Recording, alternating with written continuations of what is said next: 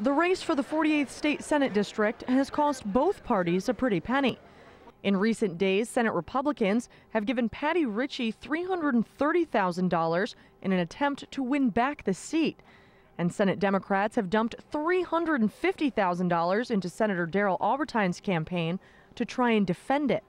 I think people pay a lot of attention to these types of races, maybe more so in regions of the state like this. Even more so in this race, where polls have actually placed Ritchie 3 points up, but within the margin of error. Defending this seat is a tough task for Democrats, with Republicans outnumbering them by more than 30,000 in the district. The way you defend a seat like this is you do your job, and you represent everyone. You don't represent one political stripe or another.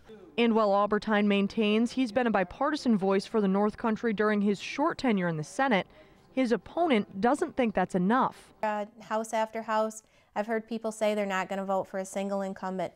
They are disgusted with what's going on in Albany and the dysfunction, and they want to change.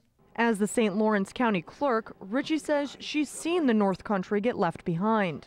I think a lot of people in the district are upset with what's gone on in Albany. I've heard over and over again that they think Albany has forgotten about us up here in northern and central New York, and they want that to change.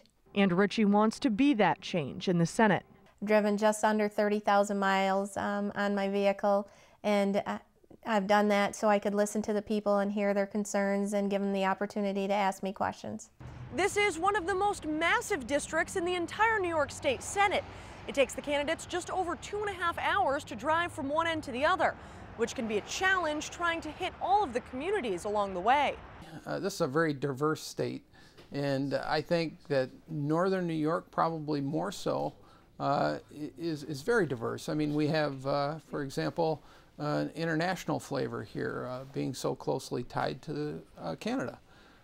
We have certainly a military flavor here, being tied to Fort Drum.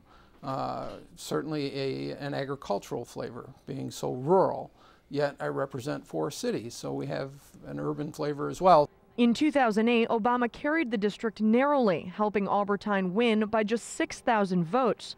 But 2010 is a different year, and Patty Ritchie is hoping the growing anti-incumbent wave will propel her into the state Senate. Reporting from the 48th Senate District, I'm Caitlin Ross. Reporting from the 48th Senate District for Inside City Hall, I'm Caitlin Ross.